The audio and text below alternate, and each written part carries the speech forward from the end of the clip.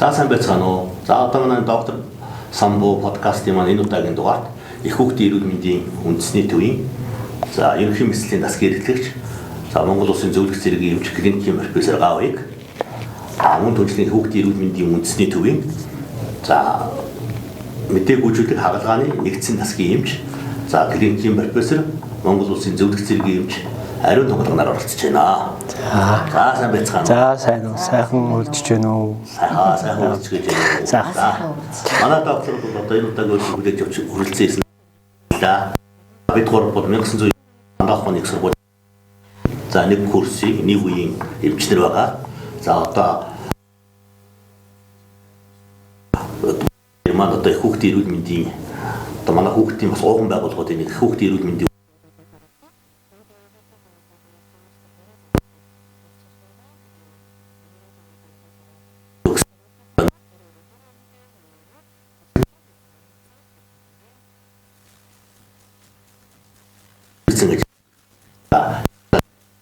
за миний хувьд бол маш их баяртай байна. За одоо өөрийнхөө тухайд товчгоо танилцуулъя. За би бол гарал ус бол Хэнтийн аймгийн Цэнхэр жаргалтаан сумын гаралтай. Манай өвөө бол ерөнхийдөө эрүүл мэндийн байгууллагт ажиллаж байсан эмч хүн байсан. Манай өвөөгийн том охин мөн их хөрх эмэгтэйчүүдийн эмч насаараа хийсэн орон нутагт ажилладаг ийм алдартай эмчнэр. Би өөрөө бол одоо 3 дахь удмын эмч хүн болж одоо ажиллаж амьдарч байна да. За би бол 10 жилээ Хэнтийн аймгийн Цэнхэр мандал жаргалтаан суманд бол төгссөн. Тэгээд бол 90 онд бол Улаанбаатар хотод оюутан болж ирээд тэрнээс хойш хэдүүлээ ингээ сайхан 90 оноос хойш өдний хүртэл одоо 35 6 жил хамтарч ингээ сайхан оюутан цагаас эхэлж явж байгаа ийм сайхан андууд байна. За манай хариу чинь ер нь онцсон онгон хотын хөвгөл үү гэдэг. Би ч угаас хотын хэл та. Манай аав ээж гална гэвэл яг өөрхөн гангалтай. Гэхдээ манай өвөө эмээ одоо нэг хуучны өргөө хот гэж байж байхад л ирцгээс учраас тэгэл угаасаа л хотынх гэж ярьдаг. Намайг хүмүүс асуудаг аль нутгуу гэл тэгэхээр зэрэг би угаасаа хотынх уу л гэдгийг. За тийм угаасаа л хотынх одоо дээр үеийнхаар бол одоо найрамдлын ярианы 53 дугаар дунд сургууль гэж байсан. Тэр 53 дугаар сургуулийг төгсөөл анаахын дээд сургууль гэж байсан. Анаахын дээддээ ороод конкурсээр ордог л шүү дээ. Тэр үед тийм 3 дугаар группээр орж шалгалт өгөөл конкурс өгч суралцж байсан. Тэгэл та хэддээ бас 90 онд л танилцсан. Тэрнээс хойш тэгэл хамт ажиллаад за нөхөртэйгөө бол одоо тэгэл хамт амьдрал одоо 30 хэдэн жилийг өнгөрөөж байна. Тийм. За одоо манай хоёр бид хэд ч одоо нэг курсыг 2 дугаар болохоор зэрэг манай курсээс их хосууд гарцгаасан. Тэр хоёрын маань нэг жишээ хоёулаа нэг байгууллагад ажиллаж байгаа одоо 30 гаруй жил хамт одоо нэг гэрүүл болоод одоо 4 сайхан хүүхдээ аваад болсон. Бас адилхан мэрэгжилтэй адилхан хүүхдийн эмчилгээний анги төгссөн. Бас нэг байгууллагад ажиллаж байгаа. Ийм сайхан хосууд, ийм сайхан курсийнхан байгаа. Тэгээ бид нар болохоор зэрэг би бас миний хувьд болохоор энэ жил одоо бид нар анагаах ухааны сургуулиудад одоо эрүүл мэндийн шинжилгээ ухааны сургууль жил болгон одоо алтан гэрнээр сайхан үйл ажиллагаа тэгшөөгөр хийдэг. За энэ жил одоо бидний одоо анагаахын сургууль төгсөний 30 жил явуулна. Тэгээд тийм учраас одоо би өөрийнхөө подкастад одоо хоёр найзаагаа оруулж байгаа, нэг курсээгээ оруулж байгаа. Одоо энэ алтан гэрнээр авахд жинж оруулж байгаа явдалтай их баяртай байгаа. За энэ яагаад би энд хоёр найзаагаа оруулж байгаа юм бэ гэхээр би одоо их хөрх эмэгтэйчүүдийн салбарт ерөнхийдөө ажилласан. Манай хоёр бол одоо тасралтгүй 30 жил одоо хүүхдийн салбар, хүүхдийн мэс засал болон мэдээгүйчлэг эрчим тэмчилгээний чиглэлээр ажилласан улсууд учраас бид энэ манай хоёр эмчид бол ялангуяа одоо хүүхдийн салбарын хөгжил цэцэглэлд одоо бид нар ч өөрөө шилжилтийн үеийн эмчнэр, оюутнууд. За дараа нь одоо бас л шилжилтийн 30 жилд одоо эмч болсон юм усуд учраас одоо хүүхдийн албаны талаар энэ бол салбарын хөгжлийн талаар сүүлийн 30 жилийн түүхийг ярих юм усуд байгаа. Тийм учраас одоо энэ ангийнх үеийнхаа найзуудыг та бүхнийг оролцуулж байгаа их баяртай байна. За хүүхдийн одоо мэслийн алба одоо ямар хуваар одоо энэ жил түүхэн ер нь хөгжил цэцэглэлт өнөөгийн байдал хагалгаа мэслийн байдлын талаар өөрөө Гавыг доктор товчхон ярих уу. За манай хүүхдийн мэслийн алба бол 1956 онд үүсч хөгжсөн. Түүнээс хойш одоо энэ жил 70 дахь жилдээ хөгжиж явж байна. Хүүхдийн мэслийн алба бол түүхэн хөгжлийнхээ явцад дотроос бол олон тасгуудыг бол салбарлан гаргасан. Мэс засал хөгжинэ гэдэг бол хамгийн гол юм бол мэдээгүйжүүлэг алба байдаг. Мэдээгүйжүүлгийн алба маш сайн хөгжиж, бус мэслийн салбарууд нь бол илүү сайн хөгждөг. Тийм учраас ерөнхий мэслийн тасаг үүсээд хамгийн түрүүнд бол 1968 онд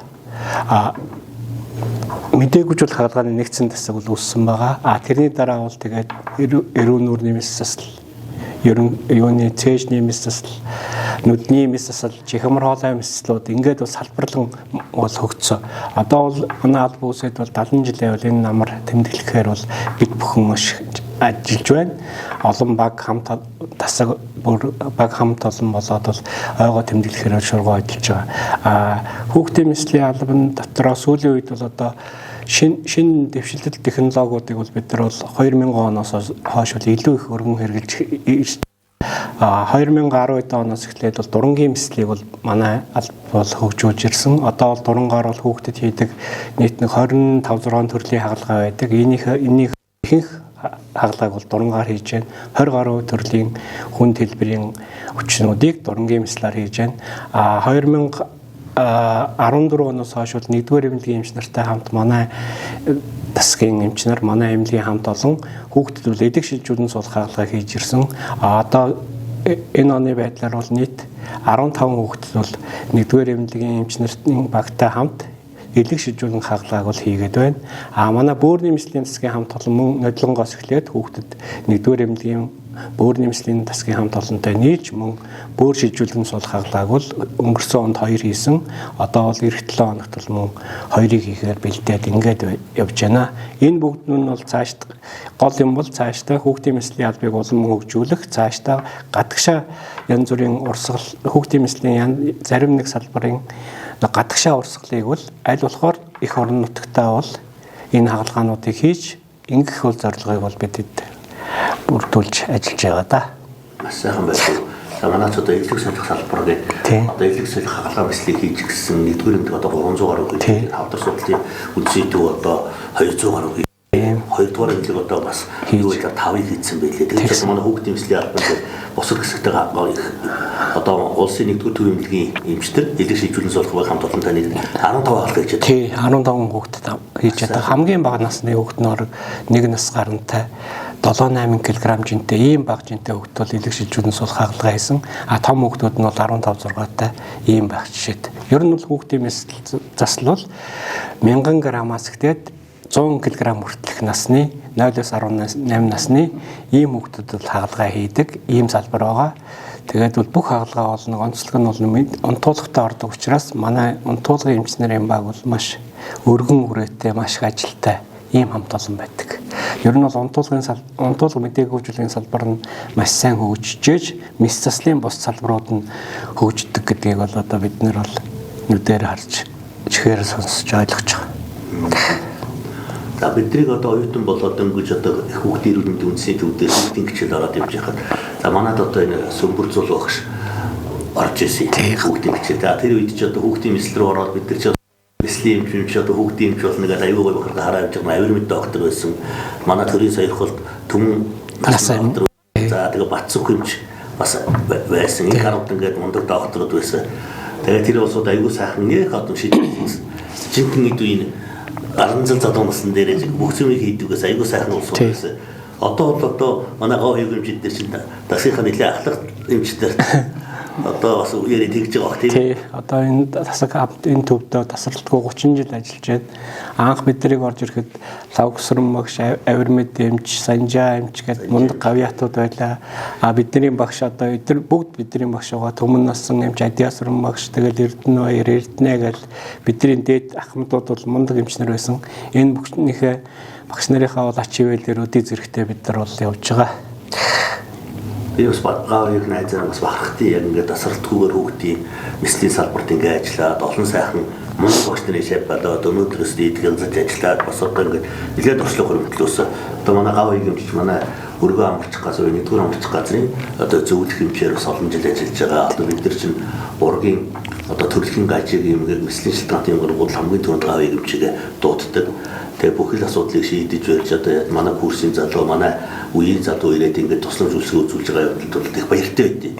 ер нь бол бид нэг үеийнхэн учраас бидний одоо яг ажиллаж байгаа хугацаанд эрүүл мэндийн салбарын проблемууд, эрүүл мэндийн салбарын дэвшил хөгжил, эрүүл мэндийн салбарын одоо үндсэн 30 жилийн түүхийг л одоо бид хамтдаа туулж байна да. За манай ариун наймчийн үед мэдээгүй жүжигийнхаа салбар одоо эрчим дэмжлэгээ за энэ тасгийнхаа талаар нэг давчхан ярих уу, өөрийнхөө түүхэн хөгжилтэй эрүүл мэндийн одоо энэ том үндэсний төвд 30 жил ажилласан. Манай эмнэлэгч их том эмнэлгээ 1200 гаруй ажилтнтай. Тэгээд тэрэн дотроо ээжүүдэд тусламж өгдөг. Одоо айл гэрт аз жаргал авчирдаг юм эмнэлэг. Тэгээд 90 хэд нөгөө санаж байгаа бол 5 сарын 30-нд яг төгсөлт болоод яг нөгөө болоо сайхан төд удалгүй л одоо тухайн төв гэжсэн эхнэлсэн төв дэмжиж ажил давна гэсэн юм сонины булан дээр нэг жижигхэн зам. Тэгээд чинь бас биеиндээ холбоо бариад нэлээд хэдэн хүмүүс очиж конкурс өгөл. Тэгэл конкурс өгөөд тэр конкурс маань одоо тэгэл тухайн үедээ бас нэг ардчлал орж исэн үеийн юу болсон болоод тэр юм уу их л ардчлалтайгаар эмнэлэг сонгон шалгаруулалт зохион байгуулж авч ирсэн. Тэгээ тэр зохион байгуулсан тэр сонгон шалгаруулалтын үеэр бид хоёр хамт энэ хүүхдийн эхнэлсэн төвийн хүүхдийн эмнэлэгт хамт ажилд орсон. Тэгэл ажилд анх орсон цагтаа би яг тэр үедээ мэдээгүй зүйлийг эрчим дэмжлэгийн тасаг гэж байсан. Анестезиолог тасаг гэж байсан. Тэр тасагт ажилд ороод тэгээд яг оюутан байхдаа л би тэд чинь ингээд эхнэлсэн төв дээр очиод хүүхдийн угаасаа хүүхдийн анги болохоор зэрэг хүүхдийн эмч болно гэл тэнд эмнэлэгтэй ихээлтэй жижүүр интернет хаяа өөртөө сайн дураараа очиж хондоо. За тэгэл дотор нь тасаг болгондгүйгээл нөгөө сувлагч эгч нарын аягчээ гэж яагаад л тэг ямар тач байсан дотор зохион байгуулалтаа бас мэдчихдэг. Ороод ингээд ажиллаад наад цаана гэд хүмүүстэй бас нэг мэндэ мэдчихдэг. Тийм л одоо байсан. За тэгэл энэ байгууллагт ажилд ороод анх эмч гэдэг эрхэм малдрыг зүгэл ажиллаа хийгээл ингээл явж байгаа. Тэгэл сайхан бахархалтай байсан. Тэгээд тухайн үед би бас нэг юм хөвгтэй хувьдлыг мартдаггүй юм. Миний нэг өвчтний арга гэргээ нэгэн настайфтар аав ээж хоёр байсан. Хүүхдийн биеийн байдлыг танилцуулаад ярьж байгаад эргээ буцаад явсан чинь минийхөө жинхэнэ эмчийн дуудчихараа гэж хэлжсэн. Дөнгөж ажилд орсон болохоор нэрэл энийг жижигхэн охин ч одоо юу яриад явж байгаа. Энэ яг жинхэнэ эмч нүү юм болоо биш юм болоо гэх. Тэгээд би нэг настай сувлж байгаа. Тэр аав ээж хоёр чинь жижигхэн хүүхд гээд намайг яагаад энэ та илүү гараад уулзчихаа гэж хэлж байсан. Тэр энэ бол сая ярьсан чинь бас нэг санаанд ороод явчлаа. Тэгээд мэдээгүй зүйлийг эрчим дэмжлэгийн салбар маань ерөөсөн мэс заслихаа салбартай маш нэгт холбоотой. Жижигвтер одоо ажил энтрийг явах бид хэд ингээд ярьж байгаа энтер ингээл наан үений одоо мултарсан үе энтрийг юмд оруулах энтер гэдээ бас нэг мэдээгүй зүйлийг энтер их шаардлагагүй тийм ажил хийждэг ч гэсэн одоо мэс заслын алба хөгжихийн хэрээр тэр хийж байгаа ажлынх нь одоо таатай нөхцөлийг бүрдүүлэх мэс засалд орж байгаа тэр өвчтнүүдийн аюулгүй байдлыг хангаж мэс заслын эмч нараа одоо тултал ажиллаа хийх эргээд тухайн өвчтөн маань бидний хамтын ажиллагааны үр дүнд эрүүл сарвал сайхан ийм л байгууллага гэдэг юу байдаг одоо Монгол улсад мэдээгүй зүйлхийн алба хөгжөөд одоо 60 хэдэн жил болж байна. Мэдээж анхны ажилбар энэ төр мэс заслын эмч нар өөрсдөө л нэг жоохон новкын энэ төр тариал хийцдэг байсан. Одоо бол одоо ийм том албатай хамтарч байгаа одоо хамгийн дээд нь ер нь 30 хэдэн цаг одоо орсон мэс заслын төвд байна. Манай эмнэлгийн хувьд бол хамгийн урт нь 18 цаг энэ төр хийгдсэн мэс заслууд энэ төр байдаг. Тэгэл ийм нэг хугацааны явцад мэс заслын эмчийг ажил хийлгэх бүхий л нөхцөлийг нь одоо мэдээгүй зүйлгийн эмчил хангаж өгдөг ийм одоо алба байгаа юм.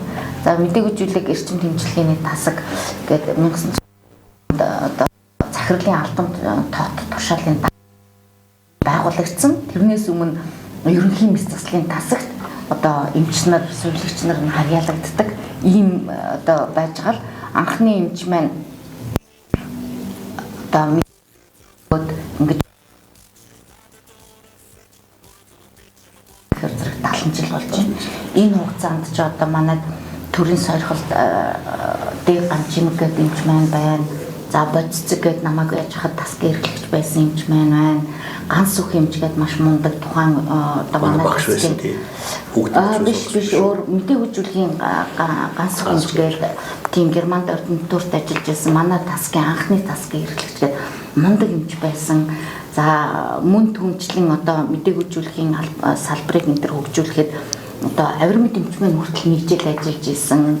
Бидний мэддэг нэг сансрал хавгаа багш гэж ярьдаг. Хавгаа багш маань хүртэл нэгжил ажиллаж исэн. Тэгээд дөнгөж үүсэж байгаа салбарыг хөгжүүлэх гээл ингээл тухайн үеийн эрдэмтэд маань ингээд нэг жил, 2 жил энэ төр гэл ингээд ажиллаж исэн.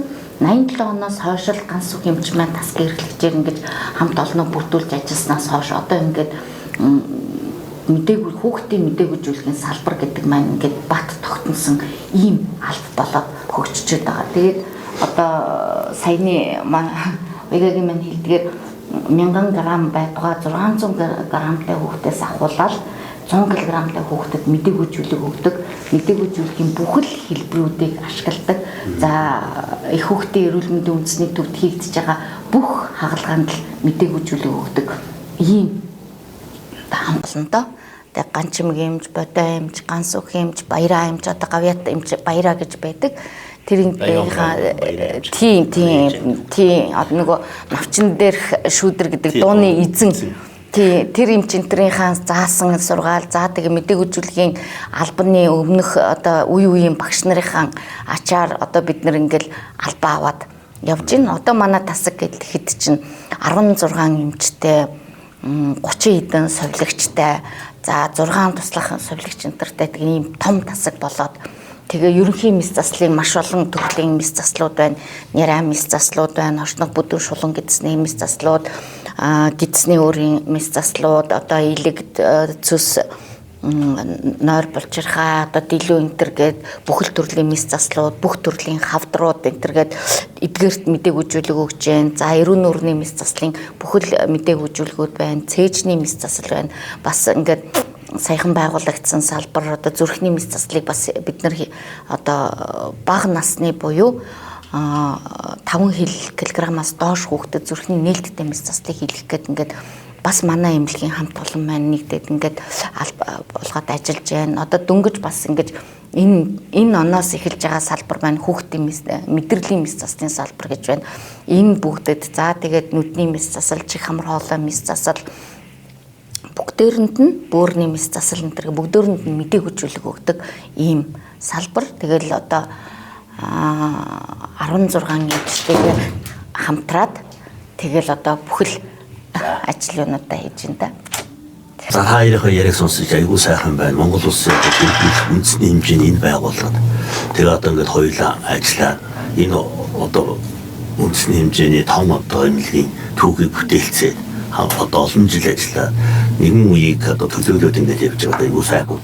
Энэ одоо юм маань их хөрх нүхтэйчүүд энэ миссасаа мэдээгүйжүүлэх салбар маш хүн салбар. Энэ хортой нөхцөлж одоо их хүн салбар байдаг. Хаяа одоо хоёроо яриа хүн амьтад үзүүлэх одоо би ч хүн амьтад ах дүү төрөлсөд найзлах дүү танда хоёагаал богол хамтдаг ариун дугаар хамтдаг. Тэгэнгүүт жижүүртэй хонлоо жижүүр одоо хүртэл жижүүр хийж л байна. Хийж дээ. Сартааны 4-5 хийж байна. 4-5 одоо 30 жил ажиллах хугацаанд нийт одоо энэ хэдэн жилийн дээр хонсон байна. Би 2013 он тэр үед нь хатан газруудаар шагнууд байсан юм а. Тэгээд бид шинэ тодорхой бодлого таагүй гэдэг гэсэн чи би чинь 96 оноос хойш 18 жил үйл ажиллагатай хугацаанд 3 жилийн одоо төвдөө хонсон. Тийм таагаад байсан. Бидээс залуу айгуу сонирхолтой цагт 7-8 удаа хийсэн тийм ээ. Хийдсэн шүү дээ. Тийм хүн салбар дээр ингээд хоёулаа ингээд ийм салбарт ажиллаж байгаа. Тэгээд 4 хүүхэдтэй. Энэ тэгээд ээлжлээд зөрөөлж идэл хийгээд үлдэнэс тийм хувцас нэлээх байгаа тийм ээ.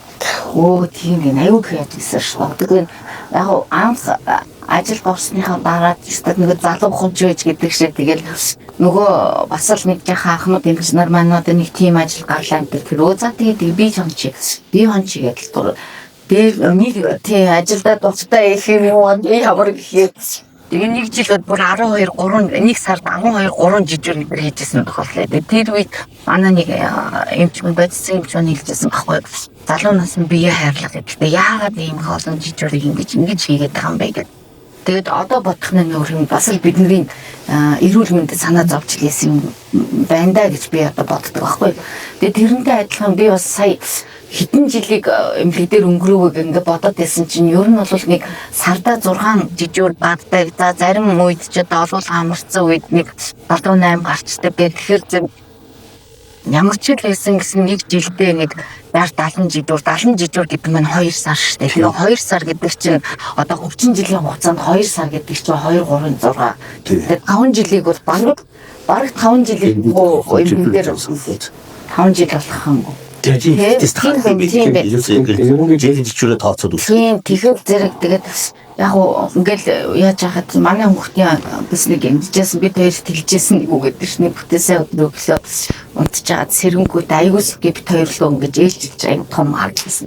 Хин ч өнөөдөр жижүүрийн гэсэн. Тэгээд зэрэг тэгэхээр чи зэрэг нөгөө өндөө хүүхдээс хэлэх үг өндөө олохгүй юм байл шүү дээ. Тэгээд яг аз болж тэр өдөр нь бид хоёр хоёулаа бас амсч таарсан та тэгээд яавч хоёрын жижүүр бишээ гэдэг ингээр зэрэг аягүй нэг сайхан санаа алдснаа эргээд өгч ижлээ. Тэгээд тэрнтэй адилхан ингээд бас эрүүл мэндийн салбарт ажиллаж байгаа нийт хүмүүс бүгдээрээ л жижигтэй явлаа гэхэд арга гэрэн за одоо энэ хүн хийх л ёстой юм чинь гэсэн байдлаар л өгддөг.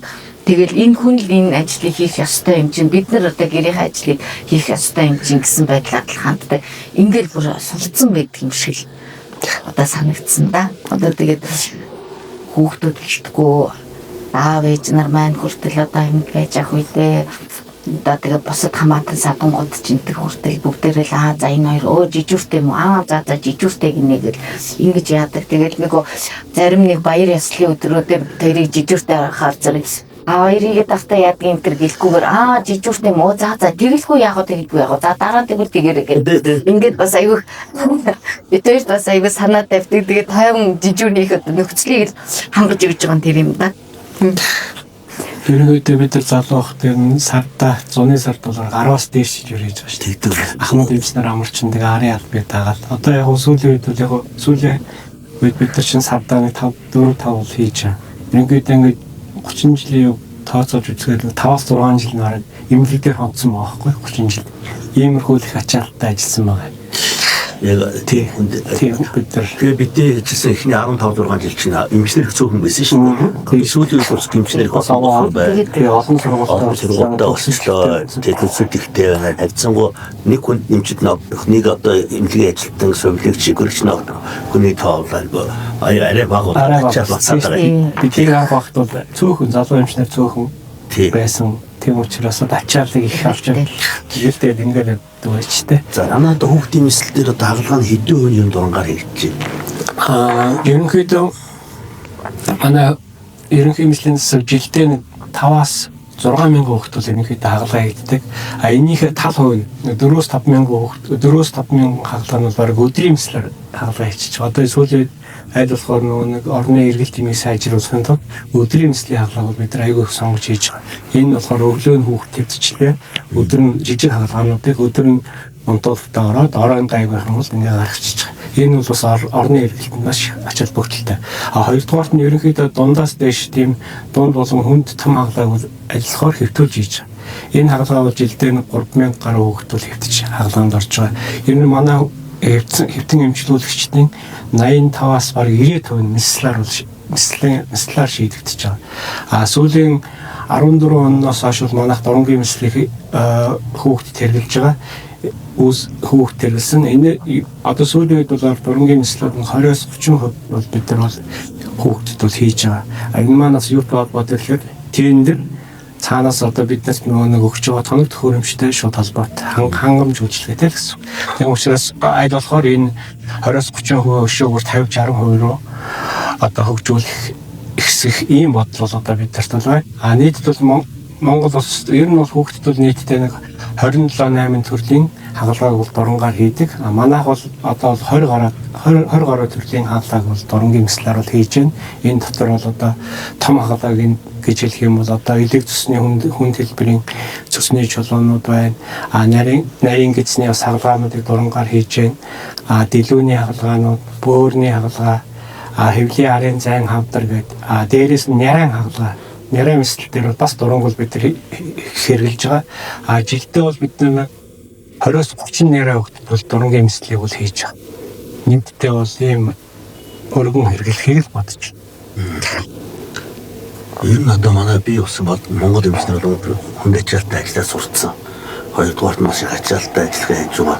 Дандаа тоног төхөөрөмж хөөрхөө одоо энэ даатгалын систем төрөлтөл одоо дандаа л дутагдлагч илэрх юм биш. Хизээний Монгол улсын эрүүл мэндийн системийг бүрэн сайхан боловсронгуй болоо төвс төвлөр болоо даатгалаасаа мөнгөнд дутдаггүй. Даатгалаасаа хамаардаггүй. За тоног төхөөрөмж бүр хангалттай болоо тийм ээ. Бид нар одоо дэлхийн хөгжлөөс яг энэ үг ярих бол усалтай 10-20 жил хоцорч яваа шүү. Би бол тэрийг хэлж боддتي. Босод бол зүүн Дааз өндөр хөгжилтэй улс орнууд ажиллаа. За Европын орнууд очоод ингээд харж байхад бас нэг ийм сайхан газар, ийм сайхан имлэгт, ийм сайхан хангалттай тоног төхөөрөмжтэй хавтлагын бизнесийн хэрэгсэл одоо эмнэлгийн нэг удаагийн хэрэгслүүд ингээд бүрэн юмд ажиллаж үзэх юмсан гэж боддог юм. Сүүлийн гүйцэтгэхийн санхүүжилттэй холбоотой ч гэсэн одоо нэг боловсронгуй болж өгөхгүй байна. Та нарт одоо тийм байх бүгд одоо цөмөрөө бас 30 жил ажилласан улсуудаас салбарын талаар нэг үг ярилцъя л да сайхан. Энэ яг гүйцэтгэлийн санхүүжилт нэг ёсондоо би бас энийг нэг талаас нь ингэж бодоод одоо бид нар ингээ гүйцэтгэлийн санхүүжилтээр ажиллаад ингээд их ажиллахаар зэрэгэл их мөнгө аваад их мөнгө авсныхаа гэрээ ажиллаас их авдаг орж ирээд тэрний хажууд бид нар ингээд яагаад юм гэхээр нэг ганцхан байгууллагатай ингээд гэрээ хийхдээ ганцхан талаас ингээ хамааралтай болохоор бидний бас нэг энэ одоо саад авчираад байгаагийн бас нэг татан тэндээ байдаг юм болов гэж нэг бодогддог. Тэгээ нөгөөдгөр одоо бидний нөгөө 10 жилд сурч байх үеийн хэллэгээр болвол одооний энэ өндөр хөгжилтэй гэдэг улсууд ч нөгөө капиталист нийгмийн улсууд шүү дээ. Тэгээ капиталист нийгмийн улсууд гэдэг чинь өөрөөсөө юу гэсэн үг вэ гэхээр зэрэг ерөөсөө хэрвээ чи мөнгөтэй чадaltaй болвол тухайн үйлчилгээний хамгийн сайн дээдийг нь авч чадна гэсэн ийм л одоо хамгийн эцсийн гэдэг юм уу гэдэг нэг юм бидний одоо 10 жилийн сурч явах үеийн хэллэгээр хүнлэг биш сэтгэлтэй юм хүнлэг биш нийгэмлэг гэж ингэж нийгэм гэж ингэж ярьж байсан шүү дээ. Тэгээ тэр нь л ингэж шилжиж байгаагийн гэдэг юм уу нэг үнцэн юм болоо та гэж нэг талаас боддгийг. Нөгөө талаас би энэ даатгал юм уу эсвэл энэ санхүүжилт энтрийн хажуугаар одоо яг үнэндээ энэ эрүүл мэндийн даатгалыг гэж ингэж цалинтай хүмүүсээс ингэж аваад байгаа боловч тэдгээр хүмүүсийг өвтгöd одоо тухайн 1 сар байд юм уу 1 жил байд юм уу те эсвэл нэг хэдэн жил 4-5 жил төлсөн тэр даатгалын мөнгнөөс илүү их тэр хүний эрүүл мэндэд зарцуулж байгаа шүү дээ. Тэгэхээр зэрэг ийм сайхан Монгол улсад төрснөөрөө эднэг бас бахархах хэрэгтэй шүү дээ. Хэрвээ өөр ийм систем үйлдэлдэггүй оронд төрсөн бол одоо тухайлах юм бол зүүн Азийн бас улсуудад төрсөн төрх юм бол Мянмарт байх юм бол Лаост байх юм бол Вьетнамд байх юм бол заавал эмчилгээ үйлчилгээ авахын тулд төлбөр төлөх ёстой. Энэ яагаад хэлээд юм гэхээр 2019 онд би эрүүл нүрийн эмчилгээтэйгээ хамт Мянмар улсад нэг энэ Small Asia гэдэг ийм олон улсын хүмүүнлэгийн байгууллагын ажиллагаанд оролцсон байхгүй. Тэгээд тэр ажиллагаанд оролцоод ингээ харж хахад яах вэ гэхээр зэрэг одоо сайн дурын хүмүүсийн өсөн тэр мөнгөн тусламжаар автобус түрээслээд голынхон дагуу амьдарч байгаа нин ядуу эрүүл мэндийн төлөө мөнгө төлж чадахгүй тийм хүмүүсийг цуглуулж авчирдаг. Тэгээд тухайлбал бод тэд нар маань нөгөө энэ Small Asia гэдэг маань уруул тагнаа сэтгэлийн хүүхдүүдэд үн төлбөргүй мэс заслын эмчилгээ хийх ийм чиглэлтэй одоо байгуулга байхгүй. Тэгээд ингээд яхад маш олон 250 хүүхдийг өсвөл тэр ганц өдөр яваад цуглуулаад шалгаад тэтгэл эднэр маань бүгдөө эмгэгтэй. Тэгээ эдгээр хүүхдүүдийг бүгднгийн үзээд автаа хангалгаанд орохыг хиншээдэг. Ингээд тэнд олон улсын 5 баг 5 зэрэг ажиллаад өдөртөө нэг ширээн дээр 6-аас 7 хангалгаа ороход ингээд 6-аас 7 хангалгааг өдөрт 30 месцэс явдаг. 5 өдөргээд ингээд 3-5 хараанаа үгээд тэр 250 хүүхдээс 150 орчим хүүхдийг тусламж үзүүлээд за манай цаг хугацаа дууслаа гэж хэлээд ингээд явдаг. А гэхдээ Монгол улсад няраа хүүхэд төрлөөлөл төл засгаасаа үнгүй эмчилгээг авах гэж шин.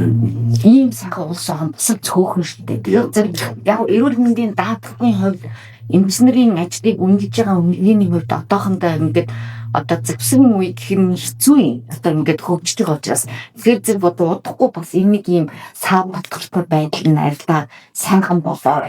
Монгол улсын хүн болгон эдийн засгийн ямар нэгэн саад бэрхшээлгүйгээр шаардлагатай эрүүл мэндийн тусламжийг авах гэж би бодож байгаа. Одоо миний бие ч гэсэн бас энэ эрүүл мэндийн тусламжийг бас л одоо эдийн засгийн байдал энэ бас их шаардлагатай авсан шүү дээ. Тэгэхээр зэрэг би нөгөө талаас бас ингэж бодоод байгаа шүү. Ийм хаа яг нэг гоё. Тэгэхээр бид даатгалд айгүй баг үзэх зүгээр хангалттай нэг хэмжээний тусламж авч чадж байгаа шүү. Ер нь одоо өндөр бүтээгдэхүүн мэслүүдийг одоо жишээ нь ингээд 0-18 насны хүүхдүүд чинь одоо манай ер нь улс орон даяар ямар ч үн төлбөргүй хагалгаа эмчилгээ бүгд хийж байгаа байхгүй. Тэгэхээр бол манай үндсэн хуулиндаа бас байгаа. Хүүхдийг бол үн төлбөргүй эмчилнэ гэдэг. Тийм учраас манай Монголын хүүхдүүд бол маш бас бага зардлаар нэгсэндээ айгу өндөр үнэтэй эмчилгээнүүдийг хийлгэж байгаа байхгүй. Одоо илэршижүүлнээс бол хагалгаа манайхан хийж байна. Арга гэрээс нь ганц ч төгрөг гарахгүй бүх. Одоо юм энэ бол улс дааж байна. Энэ байгууллага маань хагалгааны зардал, техник нөхцөлөж маш их мөнгө орж байгаа шүү дээ. Тэр болгоныг улсаас дааж байна. Тэгэхээр манай улс ч бас даатгалтай бага мөнгө авч байгаа юм шиг мөртлөө бас яг ингээд ард иргэдээ бол айгүй бага мөнгөөр өндөр үнэтэй хагалгаануудыг, өндөр үнэтэй эмчилгээнүүдийг хийж өгч байгаа. Бас нэг юм мундаг дарамт төвчрүүлэхгүйгээр бас ингэж эмчилж чадгаа бас нэг юм онцлогтой харагдаад байна. Техниктэй жиг цаг хүүхдэд бол илүү сайн. Хүүхдэд бол илүү сайн одоо юм. Насан туршид бол тодорхой хэмжээний бас хувийн юуд байдаг төлбөр байгаа тийм. Бид нар ч одоо дандаа хүүхдэдтэй ажилладаг учраас тэр талаас нь л илүү ойлгож байна. Тийм одоо энэ бас эрүүл мэндийн даатгалтай холбоотойгоор нэрийг өмнөдөө бид нарт бэрхшээл училж байгаа. Одоо ингээд тодорхой хэмжээгээр ингээд энэ тариа ингээд улсад байгууллагт хэрэг боллоо гэхэд эрүүл мэндийн даатгалын төлбөр эмнэлэгт ивээгүй учраас нөгөө им ханган нийлүүлэх газар өөртөө авчихсан. Өвтөө учраас нөгөө хүмүүс маань мөнгө хавахын төлд өгөхгүй болохоор ч зэрэг биднэрт одоо гар дээр ирэх юм байхгүй болохоор бид нар нөгөө хүмүүсийн маань өнгөө эмчилнэ гэж мянга хэлээд чил эмчлэх юм маань байхгүй болчих гэдэг юм гээд байгаад байдаг. Бас нэг юм хоорондын зохицолгоон дээр жаахан хэцүү үе бол байна. Тэгээд одоо мод сайхан болж байгаа. Сайхан болох уу? Сайхан ирээдүйн тэр ингэж болж байна. Ер нь тэгэл тэр энэ нөгөө яг уу тэр олон улсын үйл ажиллагаанд ороод явж байхад чинь одоо би бас л хөдөө газар ингээл тий хамаатан садантайхаа хамт наан цаана ингээл явж ин далсын дуудлагаар очиод л ингээл яаж байна. Манай энэ ард түмний амьдрал одоо тэр бас тэр Мянмар гэдэг улс байна, Хятад улсын тэр бүр хөдөө тосгонд байгаа хүмүүсийн амьдрал хоёрын хооронд бас зөрүүтэй байдаг.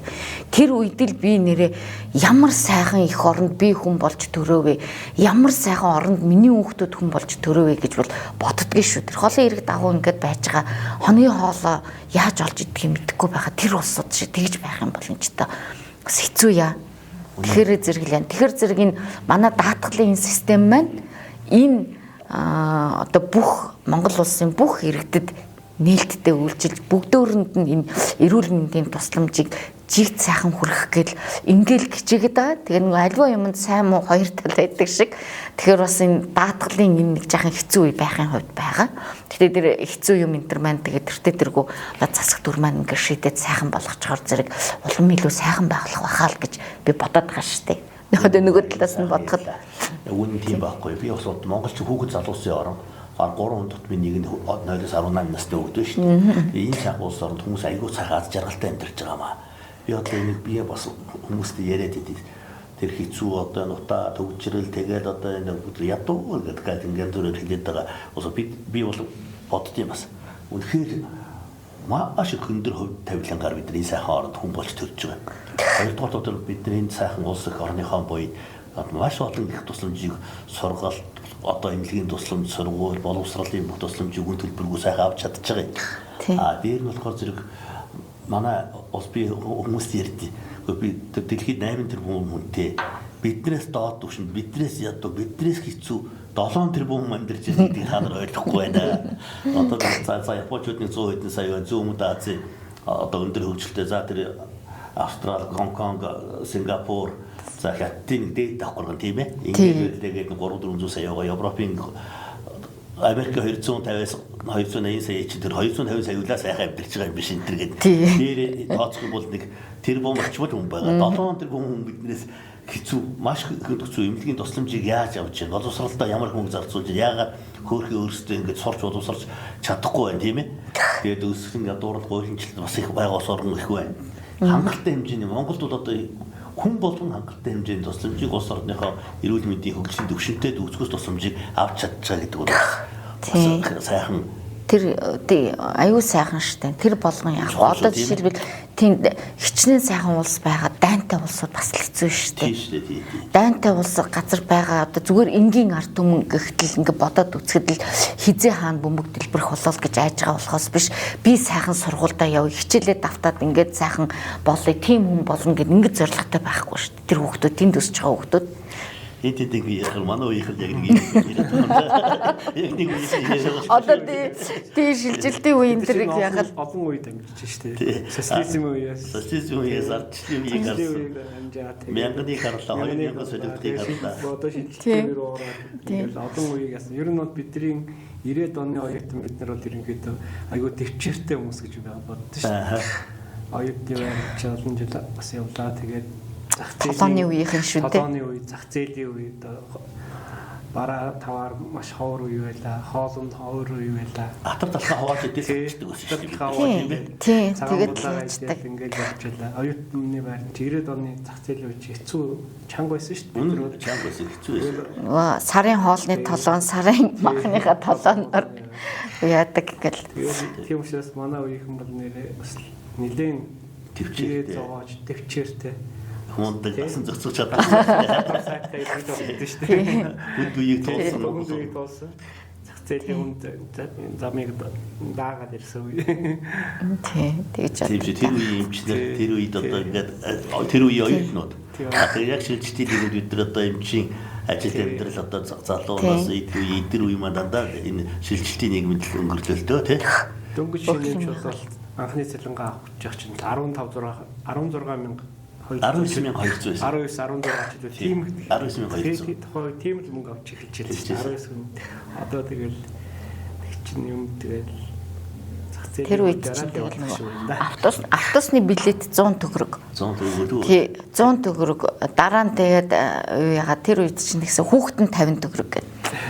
Тэгэл одоо юмны үн нэмэгдээл одоо тэгэл одоо би бас энэ боддгийн нэг их гайгүй нэмэгдсэн нь нэг юм бичээнүүд юм болоод гэж бодъё. Тэр үед та санаж байгаа оюутан байхад би тэгээд диско бичээн айгүйх авч иддэг байсан. Диско бичээн чинь тэгэл тухайн үедээ нэг хамгийн гоё бичээн ингээд яагаад лсэн сайндаа л нэг 210 төгрөг байсан санагдав. Тэгэл төд удалгүй 300 хэд болоод 400 хэд болоод яасан. Одоо тэгэхэд дэлгүүрүүд тэр ханзааны бичээнүүд нэг 1200 1800 энтертэл болоод байгаа шүү. Тэгээд тэрийг бодгоор нэг 4 дахин өссөн юм шиг. Харин тэгэл айгуу сайн үл хараад тийм байна. Бид ч одоо Snickers Mars Center гэж орж ирж байсан шүү. Орж ирж байсан тийм.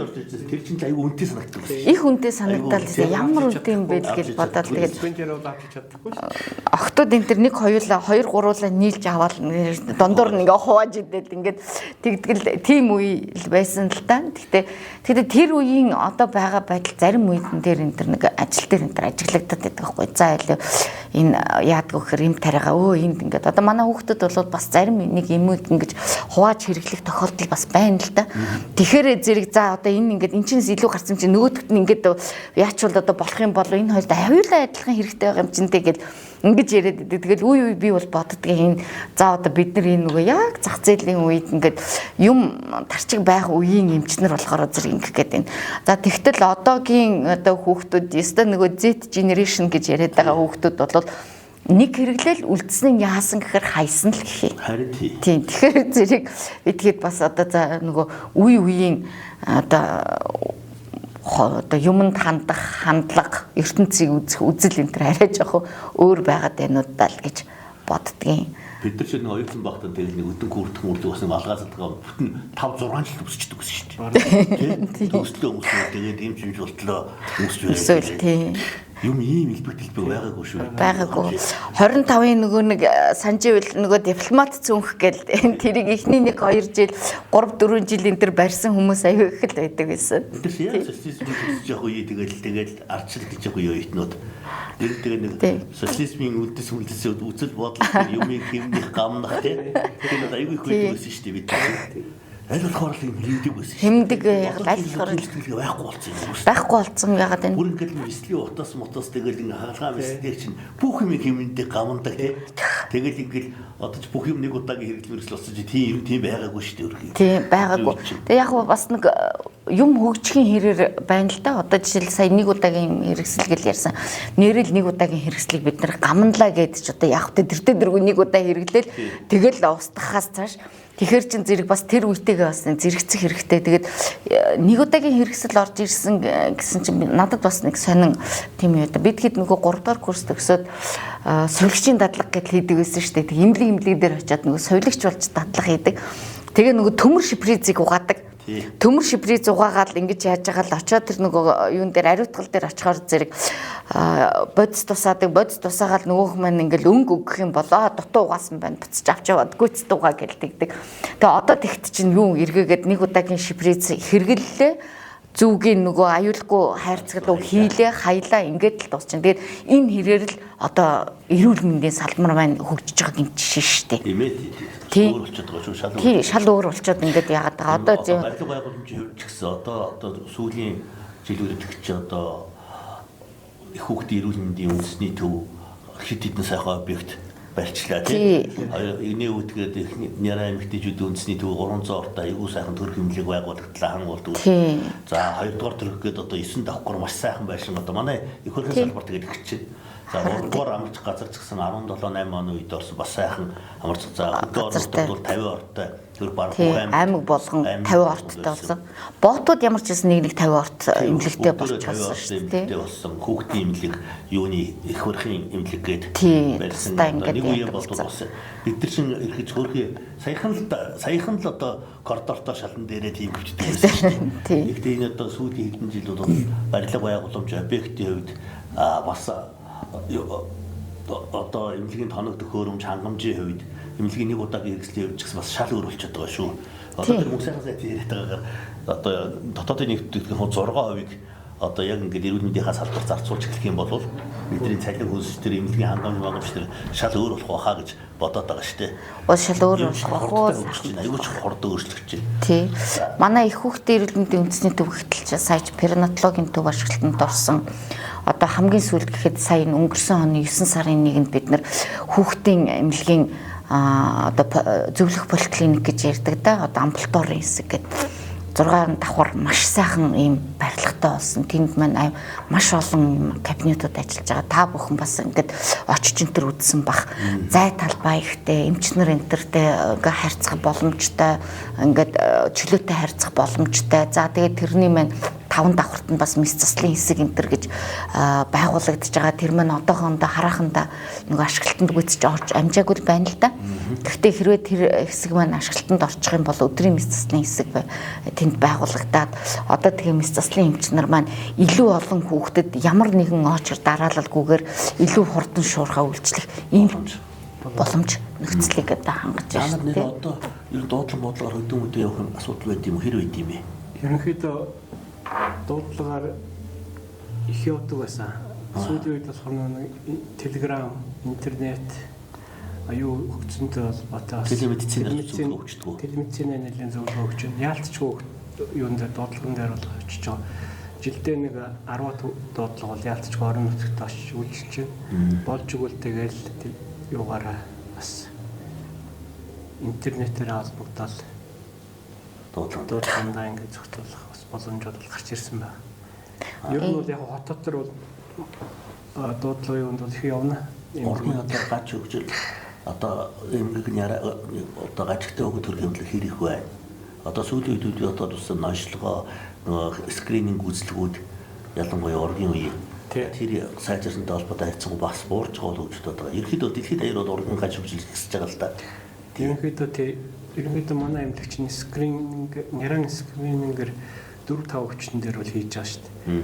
Тэгээд дээрэс нь манай төрхийн хэсэг мэслийн хэсгүүд нийлээд ураг нэрэн нэг баг гэж байгаа. Тэд нар бол одоо жирэмсэн гэгчүүдийн нэг ураг нь гажигтай байх юм бол хяналтандаа аваад тэгээд маш төвөгтэй гаж өгч байх юм бол манай төв дээрээ төрүүлээд тэгээд мэслийг шаардлагатай хүмүүстэй шууд тэндээ хийдэг юм бас онцлог байгаа. Ерөнхийдөө онцлогоо ерөнхийдөө эрс сайжирсан учраас ерөнхийдөө сүүлийн үед бол арга хэмжээнүүд нас дагаад сайжирч байгаа. Танаас хоёр жилийн ургийн хагалт хийсэн. Тэгээ ургаас тусцаас ургаас тус үйлдэх хам шинжээ хагалгаа хийсэн тийм үү? Манай төрхийн эмэгтэйчүүдийн эмчнэр манаас тийм хагалгаанууд хийгээд нутгшуулаад эхэлсэн байна. Одоо сүүлийн үед бол бүр юуны урагт нь хагалгаа хийхээр бол одоо манай эмчнэрийн цаашдын зорилго бол тийм байгаа. Бүр эхийн хөвлөд нь хүнд гажигтай хөвгтийг эрт үед нь онцлоод эхийн хөвлөд нь гажгийг засаад эргүүлээд эхийн хөвлөд нь байрлуулах ийм ажиллбаруудыг хийхээр л одоо эмч нараа сурах ийм ажлууд бол явагдаж байна. Төрхийн эмч нартайгаа нийлээд. Зөв. Юу яаж ийм Канада гадаад харилцаа хөгжлийн салбарт хэрвээ аль улсуудтай харилцаа сургалт хамтаа ажиллагааны шугамар. Ер нь манай төвчин гадаад харилцаа аягүй сайтай. Ер нь бол манай тасаг гэхтэл 4-5 улс орнтой бол байнгын харилцаатай байна. Үүн дотор Япон, Солонгос, сүүлийн үед Хятадтай бас их холбоотой байгаа. Тэгээ Америк эмч нартайгаа, Австрали эмч нар гэдэг ерөнхийдөө мэргэжил нэгт эмч нартайгаа их холбоотой. Зүрхний мэсэл одоо хөгжиж байгаатай холбоотой манай цэежний мэслийн тасгийн эмч нар, манай ерөнхий мэслийн эмч нар бол Япон, Солонгос руу жилдээ 2-3 багаар эмч сувлэгч нарыг нийтэд нэг багаар нь явуулж байгаа. Энэ бол маш сайхан сургалтууд болж байгаа. Тэгээд бол цаашдаа аль болохоор их орондоо эмчлэх боломжтой хагалгаануудаа улам олшруулах, гадагшаа урсгалыг багасгах гэсэн иймэрхүү зорилготой ажиллаад байгаа. Сүүлийн залуучуудын бас хэлний мэдлэг аягүй сайн. Сайн ба. Одоо бидний үетэй харьцуулбал эрс сайжирсан. Англи хэлтэй хүмүүстэй тэгэхэд ямар ч үедээ харьцах ба. Их нэгцэн юм байх тийм ээ. Одоо энэ усуудыг практик дадлага сайн суулгах, үндсэн мэргэжилт ажилд маш дуртай болгох. Тэгээд тэр цалин өснө ус амьдралын баталгааг хангадаг болгох. Дорой юм шиг санагдаад байгаа юм. Тийм. Уг нь бол манайх шиг юм цөөхөн хүн амтай. Тэгээд тэр сая 500 мянгаад нь хүүхэд тал нь бол одоо юм байна. Тэгэхээр ч одоо хүүхдийн мэсэл бол нэлээ их бас кейс тохиолдол их байгаа. Тэгээд ерөнхийдөө Монгол улс бол хөгжихэд авирхан байна гэж харж байна.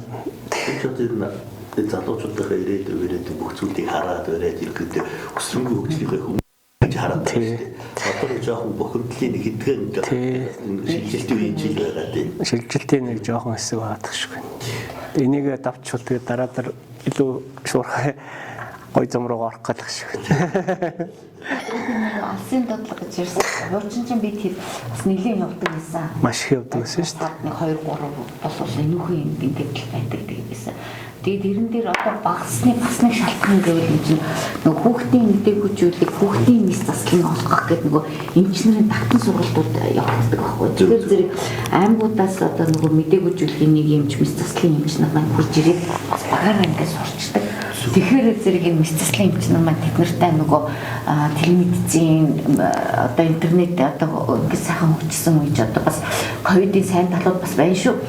Тэгээд тийм болохоор зэрэг энэ интернетээр цахим байдлаар харьцаад цахим байдлаар өвчтөндөө зөвлөгөөгөө өгөөд тэгээд тийм сураад очисон эмч нар маань тэнд бас ихний арга хэмжээнүүдээ аваад ингээд тийм тэгэхээр зэрэг одоо бас бидний ингээд дэмий одоо замын зардал гаргах мөнгө төгрөгийг бас хэмж өгч байгаа бас нэг юм сайн тал байгаа байхгүй.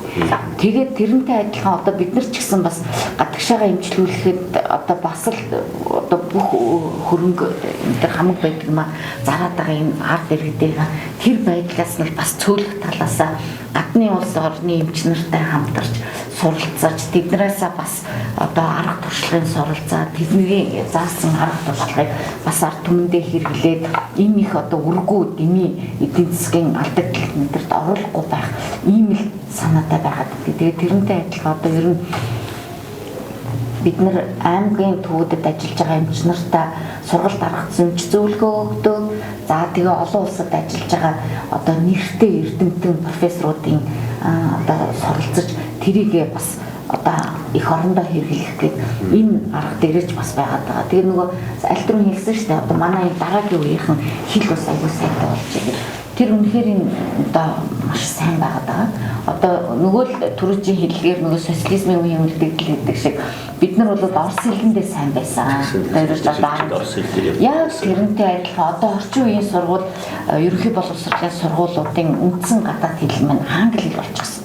Тэгээ англи хэл болчихсон чинь одоо орчин үеийн байдлаар телевиз одоо интернет газраар англи хэлээр явж байгаа нэвтрүүлгүүд илбэг байгаа учраас нөгөө сурах нөхцөл энэ бас харьцангуй дээр болоод ирэхээр зэрэг англи хэллийг сурах байдал, англи хэл сурсан хүүхдийн тоо энэ айгүйх ихсэг. Тэгээ тийм болохоор зэрэг тэр нь тэр хүүхдүүдэд маань ашигтай тал нь болоод гадны орнуудад сурахад илүү хялбар, илүү амар болж байна. Одоо тэгээд бидний үеийнхэн энэ гадагшаага сургалтанд явхад 1-2 жилдэн дандаа хэлний бэлтгэл энэ гэж явдаг гэсэн шүү дээ. Тийм. Тэгэхээр зэрэг тэр хугацааг маань бас онцгож хэмнээд хүчлээ. Тэгэхээр зэрэг одоо бас л ирээдүйд хөгжих тэр зам руугаа одоо яа л гэж бодоод байгаа. Тэгэхээр практик дээр ажиллаж байгаа одоо клиникийн эмчнэрийн яриа бие гасууд яриа шинжилгээ хүндэг яриа за тэгээд одоо бас шинжилж байгаа эмнэлэг эрүүл мэндийн менежмент тийм яриануд байдаг. Юу болохоор бас энэ гол төлөв өөрөө бас практически врач одоо ингээд нэлцүү эмч учраас энэ усуудынхаа яг үнэн бодит байдлыг амьдралыг харуулж гэж бас бодоод байгаа. Ялангуяа өөрийнхөө үеийнхээ бас нэг бүрсийнхээ одоо бас манайхан чинь үнэхээр одоо нэг тодорхой салбарт 30 жил ажиллажтай олон мянган улсууд ард иргэдийн төлөө цаг наргүй бас сайхан хөдөлмөрлсөн улсууд одоо үеийнхнаараа өөрийнхөө курсийнхнаараа үеийнхнаараа аягүй бахархтай. Ялангуяа хөдөө орнуудад ажиллаж байгаа өөр мэрэгчсэн сайхан улсууд их байна. Одоо өдөр нарийн мэрэгчлэлд эзэмшсэн улсууд байна. Одоо та яг нэг нарийн салбарт олон жил одоо үндэсний хэмжээний том төвүүдэд ажилласан улсууд их байна. Одоо шилжилтийн сүүлийн одоо 30 жилийн манай курсийнхан бол үнэндээ хөргөн нуруунд авч одоо энэ үедээ залхуулсан шүү. Одоо ингээд манай курсынхнаас ингээд харахад чинь манай курсынхан дотор чинь нэрт Америкийн нэгдсэн улсын томоохон эмнэлгийн гадаад харилцаа эрхэлсэн захирал хүртэл байна. Насаараа одоо 30 жил сумын эмнэлэгтээ сумынхаа хэмжээр ажиллаж байгаа ийм эмч нар. Тэгээд бид нар л одоо энэ одоо түүхэн 30 жилийн одоо нуруундаа аваад л ингээд хөгжиж штэ. Тэгээд зөвхөн Монгол гэлтгүй бас бусад улсуудыг ингээд хөгжүүлээд ингээд гэж юм гэдэг чинь бас манай үеийнхний сайн байгаагийн таачтай. Би бол тэгж бодож байна. Одоо Америкийн нэгдсэн улсад гэхэд маш олон эмч нар маань тэнд ажиллаж амьдарч байна. Одоо би зүгээр амьдарч байна биш ажиллаж амьдарч байгаа байхгүй. Тэндээ бүгдээрээ ингээд тэр улсын эдийн засгийг биш тэр улсын эрүүл мэндийг хөгжүүлж байгаа гэдэг утгаараа биш. Ерөөсөө л хүн амын эрүүл мэндийн асуудлыг ингэж хөгжүүлж байгаа нь эргээд л Монгол улс хөгжихэд бас л дам нөлөө үзүүлдэг. Тийм болохоор зэрэг би тэднэрийгээ ч гэсэн бас та нар маань бас маш их сайн ажил хийж байгаа шүү. Энэ нэрчээрээ бас нэлээд сайн ажиллаарай гэж ингэж хүсмээр байгаа шүү. Их олон эмчнэр маань бас гадаадд ажилладаг шүү. Тэгээд манай подкаст маань бас тэднэрт хүрэх байхад гэж би бодож байгаа шүү. Дэлхийн өнцөг болон бүрд ажиллаж байна. Бид чинь 25 одоо 10 жилийн өмнө 20 жилийн хоёр чинь 7-8 орноос ирчихсэн шүү дээ. Тэгээ бид нар чинь Балтангийн нураад хэлгээд ирж байгаа. Энэ жил чинь бол одоо маш олон орноос ирэх баг гэж бодоод байгаа юм. Ирсэн хаа. Нэт нь манай 95 оны төгсөл төгсж байгаа гэсэн чинь бараг 60 гаруй эмч гадаад улс орнд яг өөрийнхөө үндсэн мэргэжлээр ажиллаад Европт их байна. Ялангуяа ардын улам чиглэлээр Польш, Монгол тэр Германд их олон ажиллаж байна. Тэгээд одоо бас Америкт эмчээс гадна сувилагч одоо юу гэдэг ажилтнаа хийж байгаа улсууд их байна. Тэгэхээр чинь их манай үеийнхнээс бас нэлээд ажиллаж амьдарч байгаа шүү гадаад. Ерөнхийдөө манай үеийнхэн чинь яг үнэн шүү. Хамгийн хүндэгцүү үеийг оюутан байсан бас шилжилтийн эмнэлэг эрүүл мэндийн систем шиг тодорхой үед ихний сацилд орсон 10 жил болсон шүү. Ер нь социалист үед бол бас маш өндөр ололтод хүрсэн байсан гэж би боддتي. 100% одоо эмнэлгийн тусламжийг үн төлбөрөөр үзүүлжсэн боловсролын сургууль аймаг юу болгонд сум болгонд сургууль байлаа, эмнэлэг байлаа, хэмжээ салбар үйлчлэгээ Монголын 330 гаруй сан нэг төрлийн зардлгүйгээр бид нар одоо эрүүл бүх шатны тусламжийг авч чаддаг байлаа. Тэр социалист эрүүл ахуй систем социализмын үед л усан эрүүл мэндийн салбар бол бас маш өндөр хэмжээд өрөө шилжилтийн дээр 10 жилийн үед бол жоохон унсан. Тэгсэн боловч одоо бас манай одоо ингээд сайхан сэргээ санаа нийлж байгаа яриагаар бол яг өсөргүй хөгжлийнхөө өмнөх талаар жаахан даваануудад авчвал бас тийм байна. Би одоо энэ үнэхээр ингээд сайхан шинэ технологи нэвтрүүлж байгаа одоо шилжүүлэн солих хадгаламжууд байгаа. Тэгээд дурангийн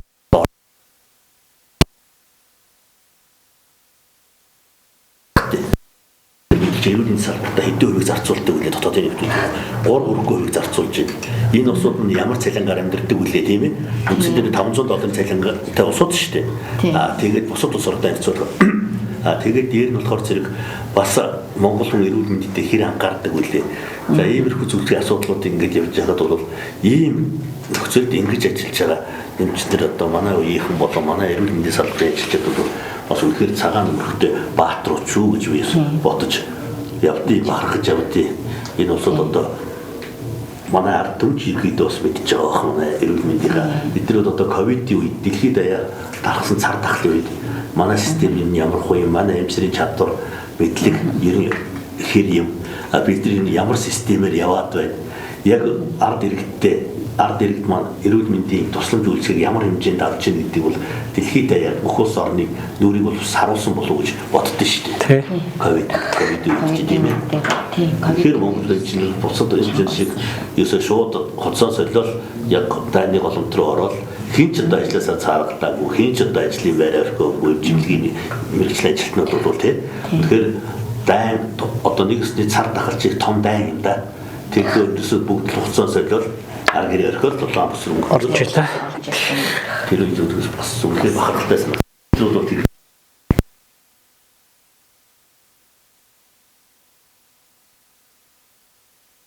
гэрчтэй. За тэр их ч одоо бидний залуу байсан. За энэ капитализм бол хүн хүсэж байх нэг юм биш шүү. Энэ хамгийн харгас нэг юм шүү гэж хэлж ярьжсэн. Нэр одоо эрүүл мэндийн тусламж үйлчлэхэд бусад улс орнд үнэхээр жигд хүртээмж авч чадахгүй шүү дээ. Тэр одоо нийгмийн ялгаа кастинг систем одоо тэр болгоноос болж авч чадахгүй. Монголд бол эрүүл мэндийн тусламж үйлчлэгээд ямар ч хүн одоо ямар ч одоо өөрийнхөө ажил мэргэжил яс үндэс шашин шүтлэг болон бос зүйлсээс хамаарахгүй бүгд жигд авч бас чаддаг чинь. Тэгээд даатгалдаа бид нар эдэн төрөлд асуулдаг үлээ тийм ээ. Энэ бол бас манай хариу түн наад захын тусламж үйлчилгээг авах эрхтэй гэдэг. Ингээд зацсан. Нэрэл одоо дайнтай газар бол үндэ эрүүл мэндийн тусламж үйлчилгээг ингэж авч чадахгүй шүү дээ. Тэгээд мэдээж би дайнтай үед Монгол ямар байх юм гэдэг талаас нь биш л дээ. Одоо бид хэд энэ үедээ ингэж амьдарч байгаа азтай шүү дээ. Тэгээд түрүүний ярьдаг нөгөө энгийн нөгөө практик эмчнэр гэдээсэн шүү дээ. Тийм практик эмчнэрийн нэг тал нь юу гэвэл би зүгээр ингэж боддیں۔ Эрдэмтэн доктор профессорууд маань айгүй мундаг. Тэд нар маань ингээд айгүй олон чиглэлээр ингээд судалгаа энэ төр хийсэн. Гэхдээ тухайн байрсан судалгаанууд маань маш өндөр түвшинд ингэж хийгддэг. Гэтэл энгийн бид нар маань яадаг вэ гэхээр зэрэг олон өвчтөнд ингэж үйлчилдэг. Одоо олон үйлчлүүлэгчид үйлчлүүлдэг учраас янз бүрийн мэдлэгийг маш олон талаас нь аваад энгийн иргэнд ойлгогдох байдлаар тайлбарлаж өгч эмчилгээг нь явуулдагаараа одоо нөгөө эрдэмтэн профессорудаас жаахан ялгаатай. Би бас тийм их ялгаатай гэж бол хэлж байхгүй юм л да. Тэгээд хүн болгонд ингэж тааруулж харьцдаг. Юу гэж үгүй гэвэл тэр тухайн үйлчлүүлэгчтэй хамгийн эвтэйхэн сайнаар нь өөрт нь ойлгохоор ойлгуул ярихыг хэлж байгаа байхгүй. Гэтэл одоо энэ боловсрсан нийгэмд зарим үйлчлүүлэгч маань интернетээс өөрийнхөө өвчний тухай, хүүхдийнхээ өвчний тухай, байгаа байдлын тухай маш сайн ойлголттой байдаг. Харин эдгээр хүмүүст би тааруулж гэдэг нь эдгээр хүмүүст би тэр төвшнгөөс нь илүү мэдээллийг өгдөг. Гэтэл үнэндээ одоо аль нэг аймгийн суманд маллаа тавьж жирийн одоо малчин гэр бүлийн хүүхдэд бид нар тэр хүн шиг адилхан тайлбарлахаар ойлгохгүй шүү дээ. Тэгэхээр тэр хүндээ бас өөрт нь тааруулаад одоо ямар өвчин яагаад ингэж ирж байгаа ингээд яхаараа зэрэг хэдийн хугацаанд энэ хүүхд маань эрүүл болох уу, ямар дэглэм барилах уу гэдгийг энэ хүмүүстэй тааруулж ингэж хэлж байгаа учраас одоо энгийн хүмүүсийн биш юм аа. Энгийн практик эмч нарын одоо хамгийн чухал ажил ач холбогдол энд уршаад байгаа юм шиг санагддаг. За таны ярьснаас би бас нэг ариу тонгоны ярьснаас би нэг юм бүр сая бодогдчихлоо. Юу гэдэг зэрэг одоо манай овгийн бол анхын дэд тэр үед хамгийн онцлогтойгод ордог гэсэн. Дандаа онцчууд тэр үед нэг яриа байдаг гэсэн шүү дээ. Ангууд ангаахт ор хөөгдийг төдөөж хад орч гэдэг үйл багшин дээр ганглыг үйл юунд орсны дээд жор гэдэг үгээр тийм гадаадны дээд дормор өндөр гэдэг тийм яриа гэдэг үс бид юу яриа. Тэгэхэд бол манай хамгийн онцлогтой хамгийн шилдэг хөгдөд ер нь аймаг улс орн одоо нийслэлийн сургууль Улаанбаатар хотын сургуулиудын хамгийн онцчууд дандаа ангаахт ордог байсан. Тэгээ манай үеийн хүмүүс дандаа онцчууд аюул сайн оюутнууд байдаг байсан. Би бас тэгж боддоо. Манай Тунгай Монгол одоо онц сурч ирсэн шүү дээ. Тэгээ ингэж бодсон чинь эмч хүн бол ер нь оюуны хөдөлмөр байдаг. Бусад улс орнд бол их судалгааны их ажил хийж байна. Бидний энэ одоо эмчээр ажилласан 30 жилийн хугацаанд маш их биеийн хүчний хөдөлмөр байлаа шүү. Юу тэгж маш их зүйл хийлээ. Ер нь яг практикт одоо дадлагдаар ажиллаж байгаа маш их хагалгаанд орсон. Энэ 30 жилийн хугацаанд бол Монгол хүний өвчлөл бас өндөр байсан шүү. Юу бол тэгж бодоод байд. Ялангуяа жинсэл төрөлтийн хүндрэл янз бүрийн асуудлууд бол энэ хоолнд одоо нийгэм эдийн засгийн байдал хэмжээгээр өөрчлөлттэй холбоотойгоор за тэгээд манай үеийнхэн бол судалгааны ажил болон одоо энэ эрдэм одоо судлах шинжлэх ажлууд бол их баг цаг зарцуулсан. Ялангуяа практик эмчнэр бол маш их одоо түрүү ярьлаа. 5-6 жилийн одоо ингээд дэмжлэг дээр жижиг хийж олсон байна гэдэг. Биеийн хүчний хөдөлмөр их байсан. Одоо энэ бусад улс орн өндөр хөгжилтэй улс, зүүн даз өндөр хөгжилтэй улс орнууд эмчлэг харж байхад бол эмч бол бас маш их судлаач байгаа юм. Тийм ээ. Өөрөөсөө хоёрдугаар энэ хурал семинар өөрийнхөө одоо кейс тохиолдлуудыг танилцуулдаг. Тэгээд судалгааны ажил одоо папер цаас мастай ноцолдох асуудал их байгаа. Манай улсад бол харьцан наборд арай өөр. Ер нь бол ерөөсөө өдрийн 8 цагт бол ажиллаад ийлэхгүй. Ерөөсөө таглага мэсэл бол маш их байлаа шүү дээ. Ер нь ажил мэдээ ачаалтай. Эхний 15-аас 20 жилүүд бол ер нь эмчнэр цөөтэй бас их өндөр ачаалтай ажилласан гэж би боддог. Одоо яг хав би ингээд л та 30 жил ажиллаж байгаа хугацааг бол бас нэг цикл гэж хараад байна шүү дээ. Тэгэхэд бол бас нэг тиймэрхүү байдлаар явсан шүү. Яг оюуны хөдөлмөр гэдэг манай үеийнхнээс ч бас яг багш магш болоод судалгааны ажил ингээд явсан олон доктор эрдэмтэд байна. Одоо хувийн эмнэлгүүдийг удирдах байгаа дандаа манай курсийнхан байна шүү дээ. Интернет одоо тэр босоод эмнэлгүүдийн захирлууд чинь тийм ээ. Тийм байна. Энэ нөгөө судалгааны ажил гэдэг ингээд тэгэхээр яг би тэгэхэд бас тодорхой хэмжээгээр судалгааны ажил хийдэг ч гэсэн бас манай үеийнхэн чинь нөгөө социализмын үеийн үлдэгдэл юм болохоор зэрэг бас нэг жаахан өөрсдөө даруй байна гэж бодоод байдаг юм. Их тэгж их хийсэн зүйлсээ тэгээд ингээд олон газараар ядаггүй гэж жаахан даруухан гаргаад байдаг нэг тийм талтай юм шиг надад зүгээр тэгж яг ийм байдаг байхгүй шил та нарын одоо шил аваад чи хийсэн хаалганы тест тохиол хүнийгэнд ностогоор ингээд аваад үз үшээ доктор болчих хэмжээний хангалттай одоо дата судалсан байгаа байхгүй тэр хэмжээ туршлага өндөр байгаа байхгүй юу. Тэгэхээр чи тэрнлүүгээ нөгөө цаасан дээр анхаарал ажил бүгд өгдөггүй. Тэгээд бас өдөрт байгууллагуудаас яг ингээд өдөртөө ингээд яг энийг яачих гэсэн чиглэлд ба. Одоо юм бол би Монгол гэж боддог. Яг л бусад улс орнд одоо би 50% дарах чинь зөвхөн бүлгээсээ тэгэл астер тэгэл юм уу юм таапаач гэдэг шүү дээ. Практик хийж байгаа бол тэгэл хэвшээний сайн дурдчтай. Тийм багаар тэр өөрийнхөө тохиолдлоор энэ одоо гадны хэвлэлүүдэд юу яхад хамаахан. Тэгээ хөвлөлттэй. Тийм үү. Үнэхээр одоо тест тохиолдол өөрөө хийсэн практик юм бол аймаг байгаа хгүй. Одоо ер нь хэд орчим хаалгаа яриагаа юм чи. Ерөнхийдөө ингээд бид чинь жилдээ дунд 60 ингээд тооцож үзгээ 300-аас 400 хаалгаа хийсэн. тэрийг одоо 30 жилээр бол 15 мянган хотод эзлэх. Том жижиг мэсээ тавьж байгаа. Мянган. Яг л тийм. Ирэх тооцож таавал тийм хөл гарчиж байна. Зарим тохиолдолд юу залуухад энэс төр болчихлоо.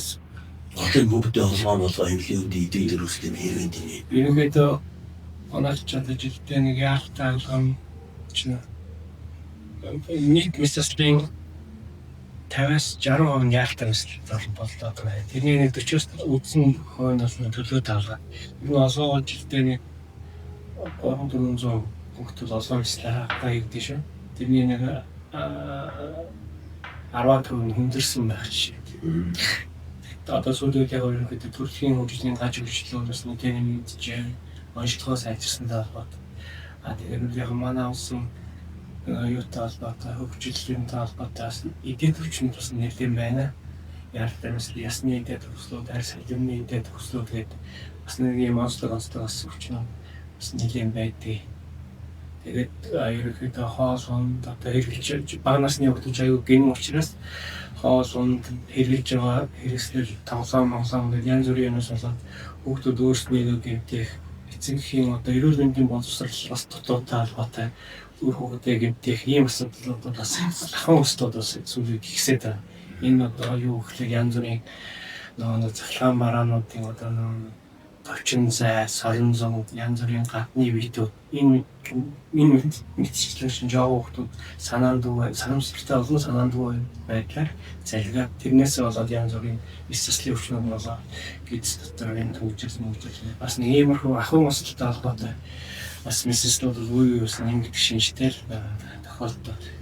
Тэгэхээр бас эцэгхийн эрүүл мэндийн боловсрол гэдэг нь одоо хүүхдүүд хэлтэй хэдэн насны хүүхдүүдийг ямар тоглоомоор тоглосон гэдэг маш чухал асуудал болж ирж байгаа. Хоолн бүх юм бас цаг үеийн дараа өөрчлөгдсөн талбартай ийм юм дээрх гарч ирж байна.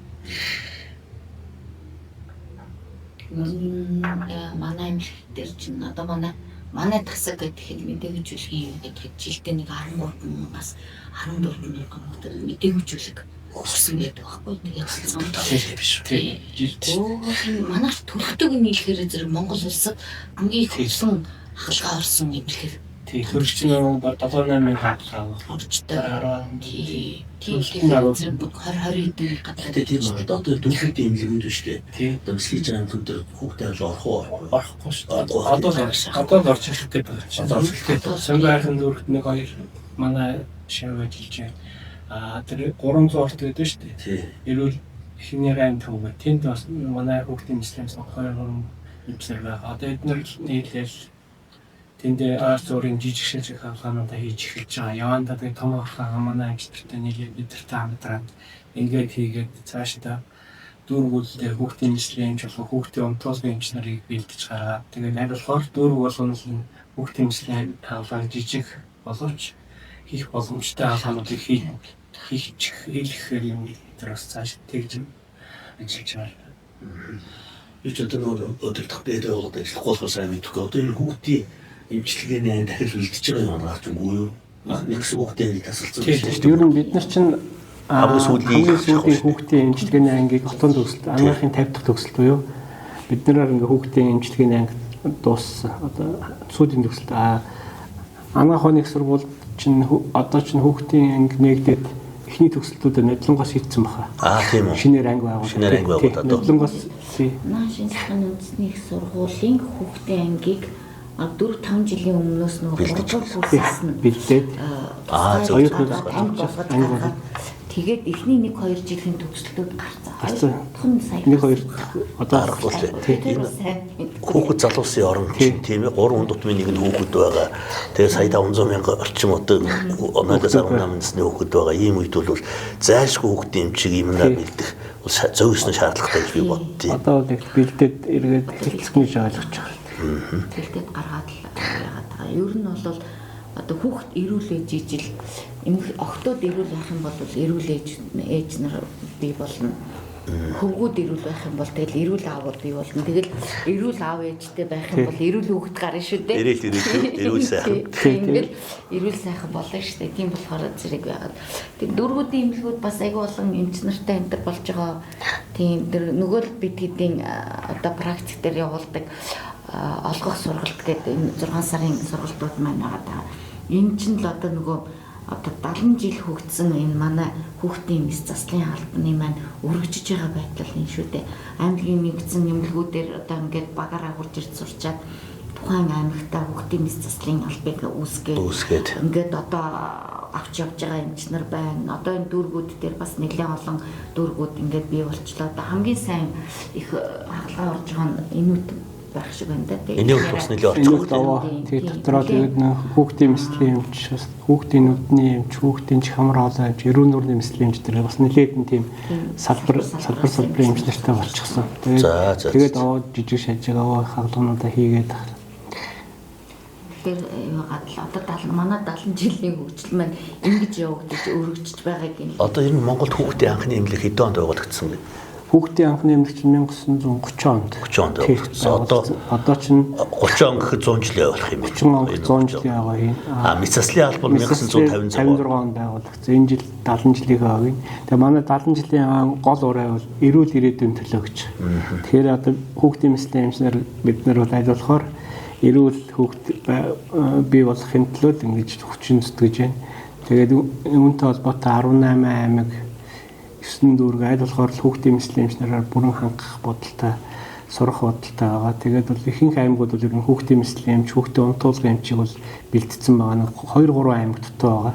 Тэрнээс бол одоо шинэ залуу болц улс суугчнуудын сургаж өгье гэсэн бодолтой байгаа. Тэгээд цаашдаа ингээд улам хүүхдийн мэслийн эмчнэр, хүүхдийн унтуулгын эмчнэрээ өргөжүүлээл тэлээл ингээд явах юм бол хүүхдүүд маань аль болохоор богино зай амьдарч байгаа орон нутагтаа л хүүхдийн мэслийн тусламжаа богино хугацаанд ингэж аваад байх юм бол янз бүрийн хүндрэл эндэгдэл байхгүйгээр цаашдаа ингэж салбар маань хөгжинэ. Энэ маань бол цаашдаа эрүүл ирээдүйн төлөө хийж байгаа үндсэн том ажил гэж бодож байгаа. За бид бүгдийн яриа бол айгүй сайхан тэнхэн одоо нэг үеийнхэн нэг курсийнхэн бас одоо яг практикийн салбарт одоо эмнэлзүүн салбарт болон одоо хүүхдийн эрүүл мэндийн Монгол улсын одоо үндэсний төвд ажиллаж байгаа энэ жинхэнэ практик дээр ажиллаж байгаа эмчнэрийн сайхан халуун дотны яриа болж өрнжээ. Тэгээ та хоёрыг ингээд хүрэлцэн ирж манай подкаст оролцсон явдал их баярлалаа. Энэ подкаст маань ч гэсэн одоо хүүхдийн мэслийн алба байгуулагдсан 70 жилийн ойн босгон дээр үе яг энд онд хийгдэж байгаа их онцлог байна. Бас одоо манай курсийнхан буюу одоо сүүлийн 30 жил одоо их барих эмэгтэйчгүй их барих гин эрүүл мэндийн салбарт хамтран ажиллаж байгаа бид бүгдийн маань ч гэсэн алтаг яг нурой бас энэ 26 онд энэ хавар болно. Тэгэхээр зэрэг сайхан яриа өрнөлөө. Тэгээд одоо Монгол улсынхаа их хүүхдийн эрүүл мэндийн төлөө одоо оюутны ширээнээс сүлээ за оюутан болохоос айхгүй эмч бол ихсэн цагаас оюутны ширээнээс хойш одоо үндэсний хэмжээний том төвд ингэж ажиллаж одоо маш их чимтэй сайн ажилласан хоёр найзтай маш баярлалаа. За ялангуяа их хүн салбар гэдэг байгаа шүү дээ. Мэслийн салбар, мэдээгүүжүүлэг одоо эрчим тэмчилгээний салбар маань. Энэ салбарт одоо нэг гэрлийн хоёр хүн ингээд бас ингээд цаг наргүй. Үнэхээр одоо 5-6 жилийг одоо эмнэлэг дээр өнгөрөөж хүнд ажил хийж ижүүрэж ингэж оноо. Энэ үхэ хажуугаар одоо бас 4 сайхан хүүхэдтэй хэдэн үдэ хэлээ манай хэлж байна. Манайх 3 хүүтэй. Нэг охинтой. Манай тунгаач нь тэгвэл дархан бэр алдарт их юм байна шүү дээ тийм ээ. Тэгээд ингээд ийм сайхан эмч гэрвэл нэг үеийн найзууд, өнөргтөн гэр бүлийн аав ээжүүд, за эх орон ард түмнийхөө өмнө одоо алтан гартай бурхан эмчнэр хүрэлцэн ирж оролцсон явдалд их баяртай байна. Тэгээ хоёр найзынхаа, хоёр эмчийнхаа мөн одоо манай курсын бахархал болсон одоо мундаг докторуудынхаа ажилд нь өндөр амжилт хүсье. Гэр бүлд нь эрүүлийн хаз жаргал сайн сайхан бүхний хүсье өрөөе. Тэгээд удахгүй зөмөрөө одоо энэ хавар алтан нураараа уулзалтна. Түүнчлэн манай гав аяг эмч маань Монгол улсад хүүхдийн мэслийн алба байгуулагдсан 70 жилийн яваа бас сайхан тэмдэглээрээ энэ чинь одоо бас эрдэм шинжилгээ олон нийт онл практик гоё хорлууд болдог. Их сайхан олон чухал үйл явдлууд болдог тийм ээ. Тэмдэглэлт ой гэдэг маань тодорхой түүхэн хугацааныхаа амжилтыг л бид нар үүсэл хөгжил амжилт түүхийг л тодорхой хэмжээгээр дүгнж байгаа асуудал шүү дээ тийм ээ. Тийм байгаа. За их сайхан байна. Бас сайхан халуун дотн яриа өрнөлөө. Тэгээ та хоёртай хамгийн сайхан бүхнийг хүсэн өрөөё. Баярлалаа. Ийм сайхан нэвтрүүлэгтээ урьж оролцуулаад нээлттэй сайхан ярилцлаа. Өшөө чи ярил их юм байна гэдэг. Энэ бол яри бидний яриулаа маш их түүх маш их зүйл байгаа тийм ээ. Самбуудаа маш их баярлалаа. Ийм сайхан юм бас энэ практик эмчнэрийн одоо бас бодож явдаг юу хэлэх юм нөхцөл олгоол энэ сайхан подкастыг ингээд хоббигоороо хөгжүүлээд ингээд явж байгаад их баяртай байна. Тэгээд энэ одоо самбуугийнхан подкастаар дамжуулаад анагаах ухааны их сургуулийг 1996 онд төгссөн найзуудаа одоо хүрэлцэн 30 жилийнхаа уулзалтад хүрэлцэн эрхийг өрье. За тэгээд Монгол улсад ажиллаж байгаа үе үеийн хүүхдийн мэс заслын албанд зүтгэжсэн одоо бүх хүмүүст аз жаргал хамгийн сайн сайхныг хүсье. Ингээд энэ намар болох 70 жилийн баярын мэндийг бас дамжуулъя. Ингээд самбуугийнхаа гэр бүл аз жаргал сайн сайхан бүхнийг хүсье өрөөе. Энэ подкастынхаа хамт олон өндөр амжилтыг хүсье. За манай хоёроо доктор гэсэн энэ жил 70 жилийн болох гэж нийт хүүхдийн мэслэлттэй бас нэг сайхан баярын мэдлэгийг дэвшүүлж яг энэ намар болох юм тийм ээ. За хүүхдийн мэслийн албыг үүсгэж хөгжүүлсэн анхны эмчнэрийг дурдвал Цэрэн Дулам гэдэг манай анхны хүүхдийн мэслийн эмч бол хүүхдийн мэслийн анхны засаг эрхлэгчсэн Цэндэмаа гэдэг анхны унтуулгын эмчнэр байсан. Тэднэрийнхээ ачивэлээр манай засаг хамт олон өдий зэрэгтэй бол хөгжиж байна. Одоо манай засаг бол 10 гаруй мэслийн эмчтэй 20-од суурьлагч туслах ажилчтай ийм 30-аад ажилчтай ийм өргөн болсон. Дотроосоо бол ерөнхий мэслийн засгаас бол 9 засаг салбарлан гарсан байна. Ийм өргөн том хүрээтэй. Нийтдээ бол 100 гаруй эмч ажилчид нийлсэн ийм мэс заслын уугуун салбарууд болсон. Ингээд нэг мэслийнхаа салбарт ажиллаж байгаа нийт эмч суурьлагч ажилчид бүгдэнд нь 70 жилийн өмнөдийг хүргэе. Энэ намар болох ойдоо та бүхнийг хүрсэн эрхийг урья. За их баярлалаа. За бид гурвын зүгээс бас курсынхаа хамт олонд дэлхийн өнцөг болон бүрд ажиллаж байгаа. Одоо Америкт ажиллаж, Европт ажиллаж амьдарч байгаа Австрали болон Зүүн Өмнөд Азийн орнууд дэлхийн 5 төвд дархан сууршин ажиллаж амьдарч байгаа.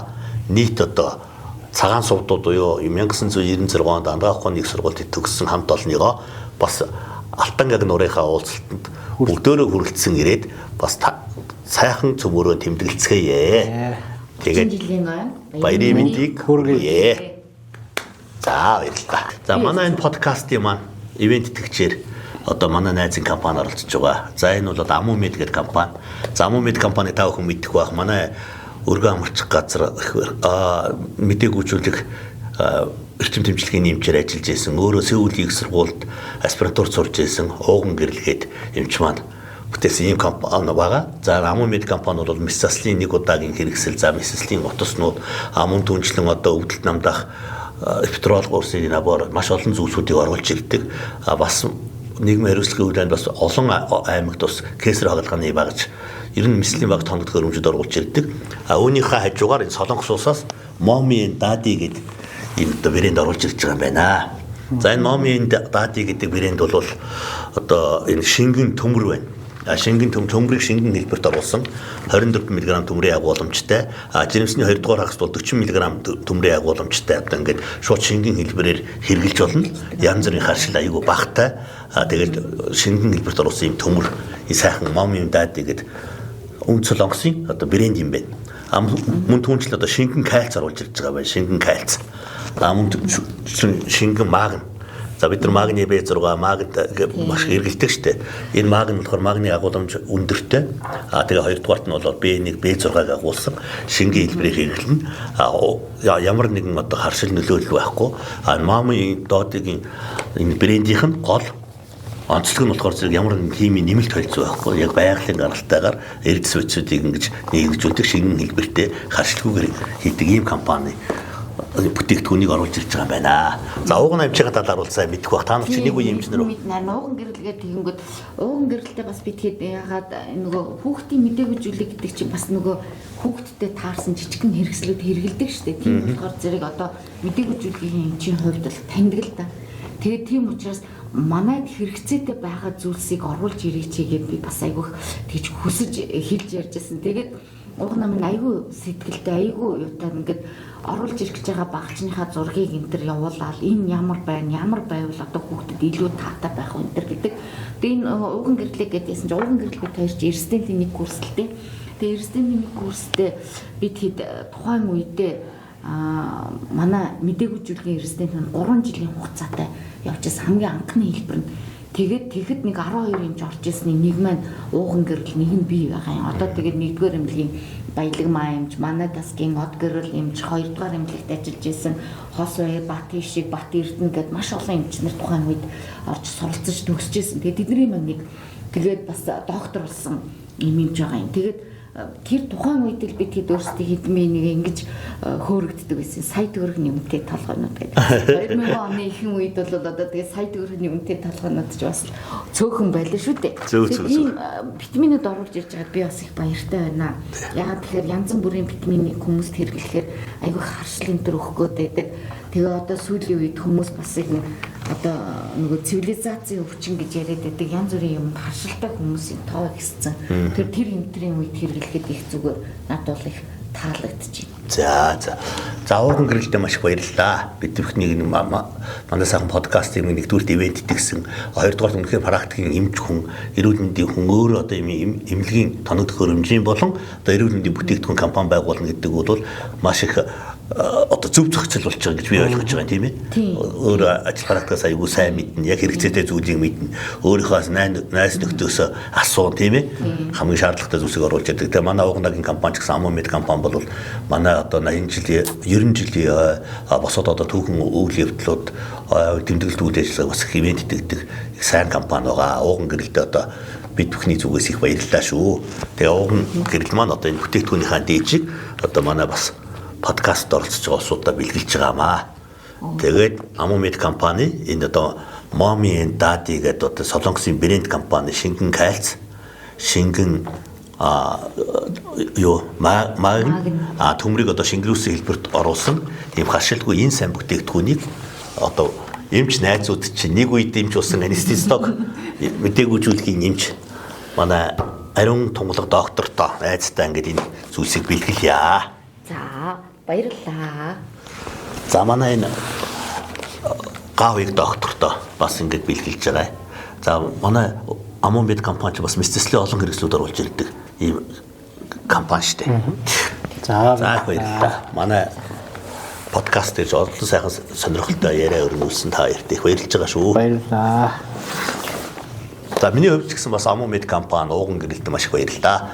Энэ одоо эмчнэр ялангуяа практик дадлагын эмчнэрийг нийт ард олонтойгоо уулзуулах, эрүүл мэндийн мэдлэг мэдээлэл боловсролт нь түлхэцөх, мөн түнчлэн олон сайхан эмч найзуудыгаа бусад танилцуулах, ажил үйлсийг бахархуулах зорилготой энэ одоо подкаст маань бас ивент итгэж одоо энэ студ юунд ч бас их зардал гардаг юм билээ.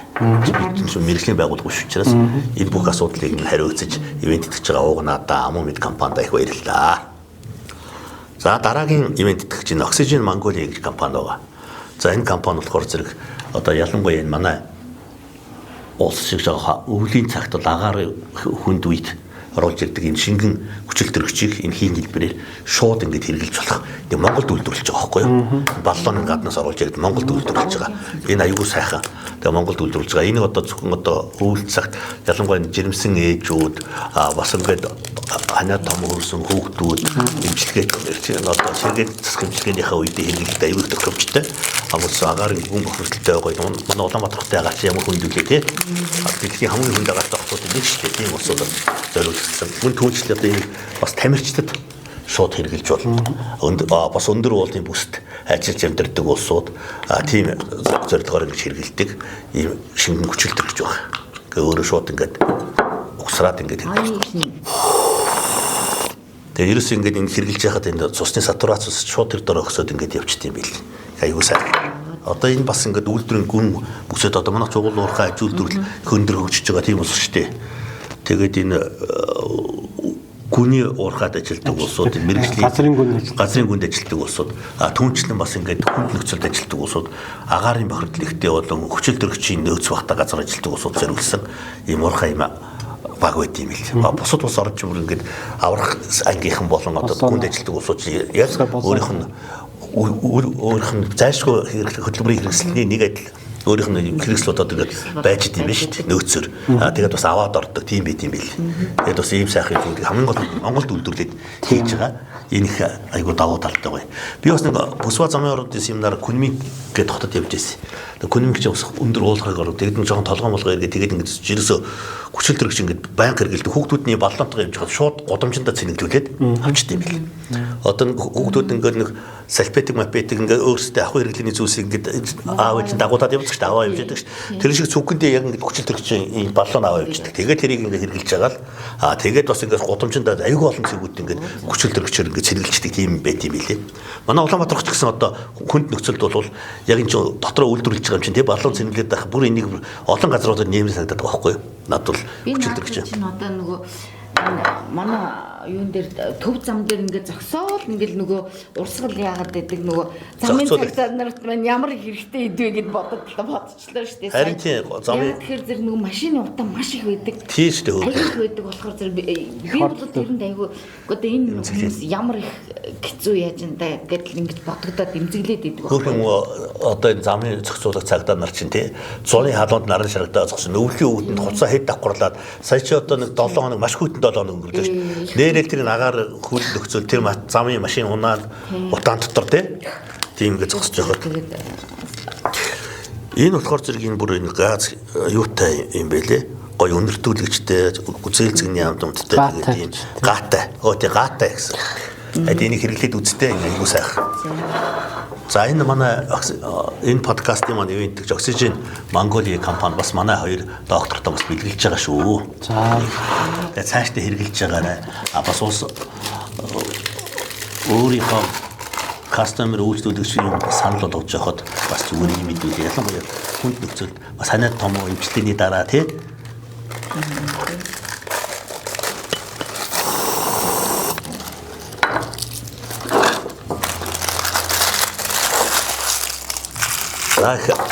манай сайхан аппаратны маскыг бодох юм бол бас боловсронгуй юм биш үү?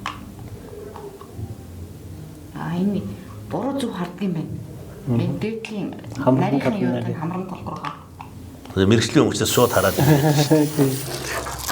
Энэ чинь жоохон гатаа үедээ энэ Хэчгэд ментолтой. Тийм. Стокхолмын нэтер авчмаар юм байна уу? Харин тийм.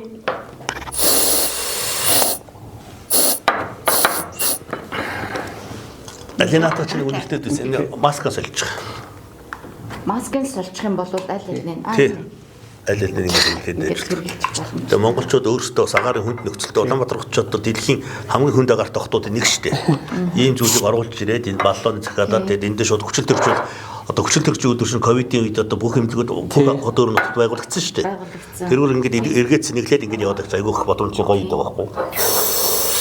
Ой чайгуу гоё юм байна. Айгуу гаатай. Шал өөр юм байна. Тэгээ накаа өнөртэй дээ.